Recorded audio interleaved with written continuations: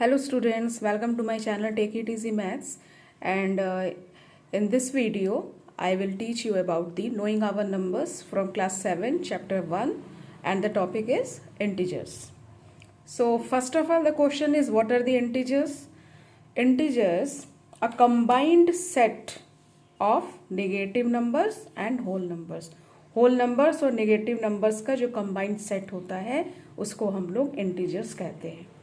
जैसे -3, -2, -1, then 0, 1, 2, 3 and so on. So 0 is neither positive nor negative. 0 जो है वो ना तो पॉजिटिव होता है और ना ही नेगेटिव होता है. इस बात को हमेशा याद रखना है. So again, what are the integers? A combined set of negative numbers and whole numbers. Negative numbers और whole numbers का जो एक combined set होता है, मिला हुआ set होता है, उसे हम integers कहते हैं.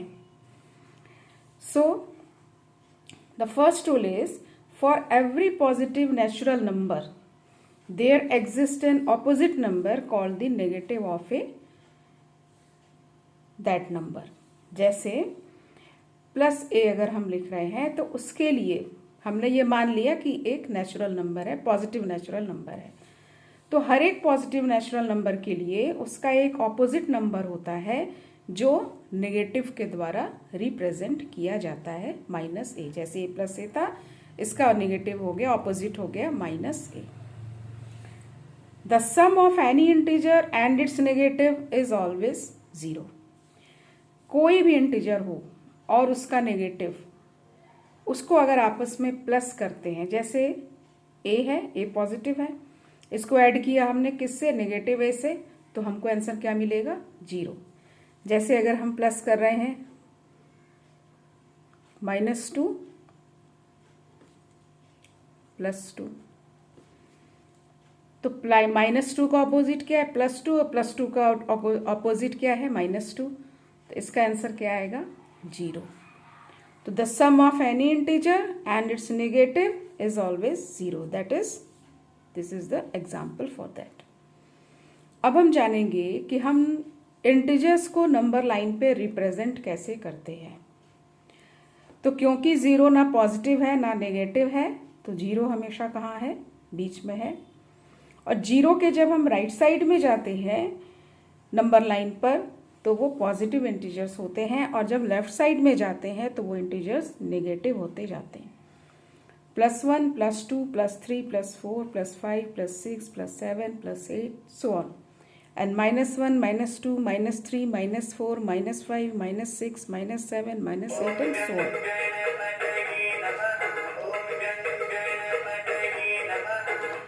Then absolute value of an integer.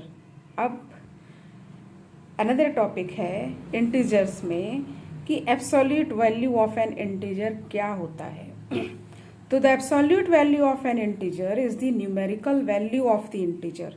Absolute value जो होती है वो इंटीजर की न्यूमेरिकल वैल्यू कहलाती है, रिगार्डलेस ऑफ इट्स साइन, मतलब उसकी साइन की परवाह किए बिना.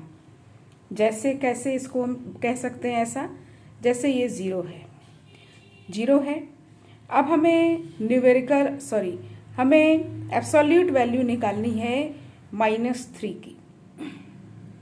ये -3 हमने लिखा है, इसकी हमें एब्सोल्यूट वैल्यू जाननी है. अब हम देखेंगे कि -3 0 से कितनी दूरी पर है, कितने यूनिट दूर पर है, 1, 2, 3. इसलिए इसकी एब्सोल्यूट वैल्यू कितनी होगी, 3 होगी. अब अगर हमें 3 की एब्सोल्यूट वैल्यू निकालनी हो तो अगेन देखेंगे कि 0 से 3 कितने यूनिट दूर है, 1, 2, 3. इसलिए 3 की भी जो एब्सोल्यूट वैल्यू होगी वो 3 होगी. तो इस तरीके से हम इंटीजर्स की एब्सोल्यूट वैल्यू इंटीजर का पता करते हैं. द सिंबल, अब ये जो है ये बार है जो डिजिट के दोनों तरफ, इंटीजर के दोनों तरफ बनाया जाता है. तो the symbol is use to represent the absolute value of an integer. 10 जैसे +8 को हमने इन 2 बार के बीच में लिखा है. अब बताना है कि what is the absolute value of this 8. तो इसकी कितनी होगी, 8 ही होगी. क्यों, क्योंकि 0 से हमें ये देखना है कि 8 कितने यूनिट्स दूर है, तो 1 2 3 4 5 6 7 8 यूनिट दूर है, इसलिए इसकी जो वैल्यू होगी, एब्सोल्यूट वैल्यू होगी, वो 8 होगी। देन -8 की एब्सोल्यूट वैल्यू कितनी होगी? अगेन हम देखेंगे कि 0 से ये कितने यूनिट दूर है, 1 2 3 4 5 6 7 8, इसलिए इसकी जो एब्सोल्यूट वैल्यू होगी, इसकी भी 8 होगी। This shows that the absolute value of an integer is either equal to or greater than the integer but never less than the integer।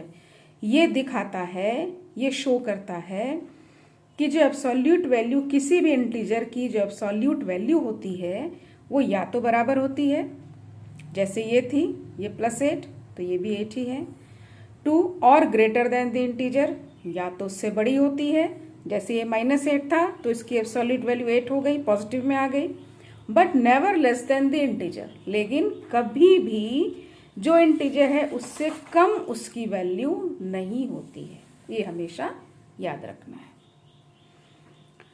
Now addition of integers, integers में addition कैसे करते हैं?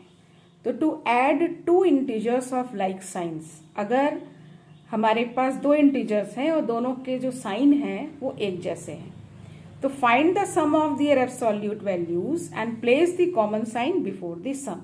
तो क्या करेंगे, दोनों इंटीजर्स की absolute value निकालेंगे और उसके बाद जो सम आएगा, उनको ऐड करने पे जो सम आएगा उसके पहले, उस सम के पहले कॉमन साइन जो दोनों में होगा उसको लगा देंगे। जैसे हमारे पास है +6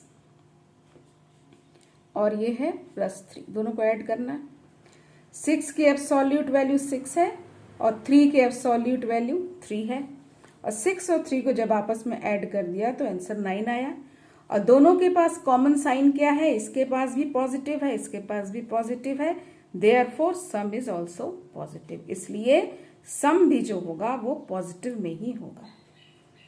-9 एंड -3, -9 और -3 को प्लस करना है, तो -9 की एब्सोल्यूट वैल्यू 9 हो गई और -3 की एब्सोल्यूट वैल्यू 3 हो गई, और दोनों को ऐड किया तो आंसर 12 हो गया। अब साइन कैसे लगाएंगे?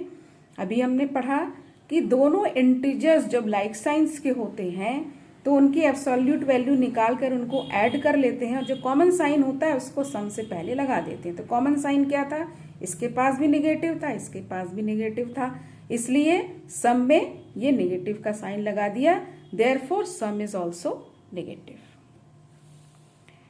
अब सेकेंड रूल है कि to add 2 integers of unlike signs, अगर 2 अनलाइक साइंस के इंटीजर्स हमारे पास हैं, अनलाइक साइंस मतलब अगर दोनों के साइन अलग अलग हैं, एक के पास पॉजिटिव है और एक के पास नेगेटिव है, तो find the difference of their absolute values. तो हम क्या करेंगे, पहले उनकी एब्सोल्यूट वैल्यू निकालेंगे, फिर उसका डिफरेंस पता करेंगे कितना होगा, and place the sign of the integer which has the larger absolute value before the difference. तो डिफरेंस से पहले जो लार्जर एब्सोल्यूट वैल्यू जिसकी थी उसका साइन हम आंसर में डिफरेंस में लगा देंगे। अब जैसे ये +8 है, इसके पास साइन क्या है, 8 के पास पॉजिटिव है और 11 के पास क्या है, नेगेटिव है। 8 की एब्सोल्यूट वैल्यू 8 ही रहेगी और -11 की जो एब्सोल्यूट वैल्यू है वो क्या हो जाएगी, पॉजिटिव हो जाएगी। अब हमें क्या करना है, दोनों का डिफरेंस निकालना है। डिफरेंस निकाला हमने, हमें 3 मिला, 11 में से 8 को माइनस कर दिया तो हमको 3 मिल गया। अब ये देखना है कि जब हमने एब्सोल्यूट वैल्यू निकाली थी तो ग्रेटर वैल्यू किसकी थी, लार्जर एब्सोल्यूट वैल्यू कौन सा था, तो लार्जर एब्सोल्यूट वैल्यू 11 था और 11 के पास किसका साइन था, नेगेटिव का, इसलिए आंसर में हमने किसका साइन लगाया, नेगेटिव का साइन लगाया, देयरफॉर सम इज नेगेटिव। ये एडिशन ऑफ इंटीजर्स के रूल हो गए। अब है सब्ट्रैक्शन ऑफ इंटीजर्स। सब्ट्रैक्शन में जब करना होगा तब क्या करेंगे, तो if A and B are 2 integers, अगर हमने मान लिया कि ए और बी 2 इंटीजर्स हैं, then a minus b is equal to a plus negative b, that is to subtract b from a। ऐसा इसलिए लिखा गया कि b को जब हम a में से सब्ट्रैक्ट करेंगे तो हम b का साइन जो है चेंज कर देंगे और उसको ए में ऐड कर देंगे। कैसे? अब अगर हमने लिखा है +4 माइनस +2, तो इस माइनस का साइन चेंज किया प्लस हो गया, +2 का साइन चेंज किया माइनस हो गया, और +4 में से -2 को निकाला तो कितना बच गया? 2 बच गया। अब अगर -3 है और +7 है, तो -3 और +7, तो +7 का हमको साइन चेंज करना होगा, चेंज कर दिया तो माइनस हो गया, इस माइनस का साइन चेंज किया तो प्लस हो गया, और जब दोनों को प्लस किया तो 3 और 7, ये तो हमें पता ही एब्सोल्यूट वैल्यू निकालनी होती है, 3 की 3 होगी, 7 की 7 होगी, और 3 और 7 को प्लस कर देंगे तो 10 आएगा। और साइन क्योंकि दोनों में कॉमन है माइनस, इसलिए साइन यहाँ पर किसका लगाया गया? माइनस का लगा दिया गया। तो ये आपके एडिशन ऑफ इंटीजर्स के रूल हो गए और ये सब्ट्रैक्शन ऑफ इंटीजर्स के रूल हो गए। अब नेक्स्ट वीडियो में हम लोग पढ़ेंगे कि डिवीजन और मल्टीप्लाई अगर इंटीजर्स का करना हो तो क्या किया जाता है। इसमें कुछ और पॉइंट्स हैं एडिशन और सब्ट्रैक्शन ऑफ इंटीजर्स में, जैसे every positive integer is greater than the negative integer. Her positive integer जो है वो नेगेटिव इंटीजर से बड़ा होगा, और 0 जो है वो पॉजिटिव इंटीजर से हमेशा छोटा होगा लेकिन नेगेटिव इंटीजर से हमेशा बड़ा होगा।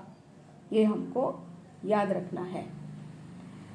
तो ये कुछ रूल्स थे एडिशन ऑफ इंटीजर्स के और सब्ट्रैक्शन ऑफ इंटीजर्स के, जो हमने इस वीडियो में जाने हैं। नेक्स्ट वीडियो में हम division and multiplication of integers पढ़ेंगे। तो इस वीडियो में जो भी हमने बताया, अगर आप लोगों को वो सब कुछ समझ में आया या अच्छा लगा तो भी कमेंट बॉक्स में जाकर बताइएगा, और कोई प्रॉब्लम हुई या कोई बात नहीं समझ में आ गई तो भी आप कमेंट बॉक्स में जाकर मुझे बताइएगा। और अगर ये वीडियो पसंद आया हो, इंटरेस्टिंग हो या आपके लिए हेल्पफुल हो तो लाइक करिए, शेयर करिए और सब्सक्राइब करिए for the next video. Thank you.